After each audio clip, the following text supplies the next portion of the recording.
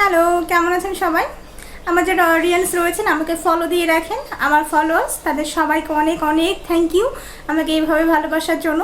এবং আজকে অনেক দিন পরে একটু গাছ নিয়ে ভিডিও করব। আমাকে যারা চেনেন তারা জানেন যে আমি ভীষণ গাছ পছন্দ করি।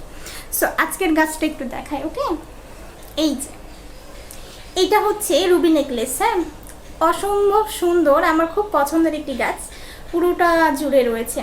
তো এই গাছটা নিয়ে আসার কারণ হচ্ছে, আমি আগে বলে রাখি, এই যে বড় জড়ো যে গাছের পাতাগুলো দেখছেন এগুলো কিন্তু পাতা, এইগুলো হচ্ছে মাদার, অ্যান্ড এই যে ছোট্ট ছোট্ট যেগুলো এগুলো তাদের বাচ্চা কাচ্চা। ওকে, এখন বিষয় হলো এই গাছটাতে যদি একটু আপনি পানি কম দেন তাহলে কিন্তু এরা একেবারে নেতিয়ে পড়ে, আবার পানি যদি বেশি দেন তাহলেও কিন্তু নেতিয়ে পড়বে।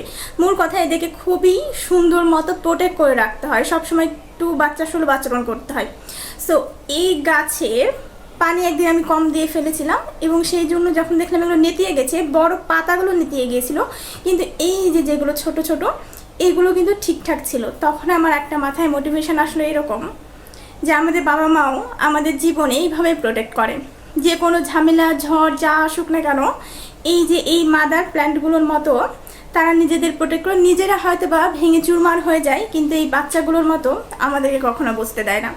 অ্যাকচুয়ালি যাদের বাবা মা আছে তারা কিন্তু অনেক ধনী মানুষ, আর যাদের বাবা মা নাই তাদের অনেক টাকা পয়সা থাকলেও ধনী মানুষ হতে পারে না, মনের দিক থেকে শান্তি পায় না।